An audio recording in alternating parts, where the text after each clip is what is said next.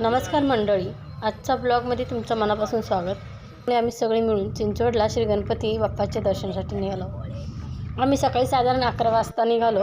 घरातून निघालो. आमच्यासोबत आई, बाबा, ताई, दाजी, ऋतू आम्ही सगळेच होतो. आणि इथं तुम्ही बघू शकता सोबत कोण आहे, दादू. तर इथे दादू आणि त्याचे पप्पा पण आले होते आणि आम्ही सगळे दर्शनासाठी निघालो होतो. तर इथले बघा, इथे खूप सुंदर अशी नर्सरी होती. खूप छान वाटतं जेव्हा आपण झाडांना बघतो, एक फ्रेशनेस मला जाणवतो.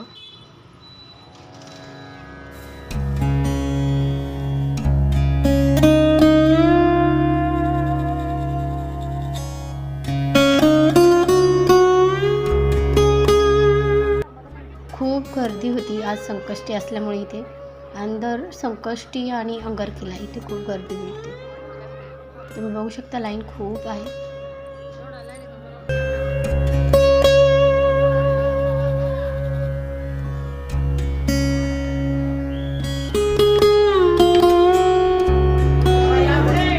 कर्नाटकचे असणारे वामन शास्त्री व आई पार्वतीबाई यांना त्यांच्या आयुष्यात पुत्रसुख नव्हते.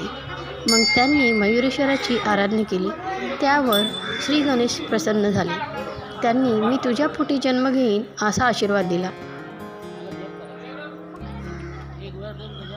आणि त्या पुत्राचे नाव मोरेश्वर असे ठेवले. सर्वजण त्यांना प्रेमाने मोरया असे म्हणत आणि पुढे जाऊन तेच नाव मोरया गोसावी या नावाने प्रसिद्ध झालं. सन 1565 मध्ये त्यांनी चिंचवडला पवना नदीच्या काठी संजीवन समाधी घेतली आणि समाधीच्या डोक्यावरच त्यांच्या वंशजांनी गणपती बाप्पाचे सुंदर असे मंदिर उभारले. तसेच या मंदिरामध्ये मोरया गणपती बाप्पाचे 7 पिढींचे सत्पुरुषांची समाधी आपल्याला पाहायला मिळते.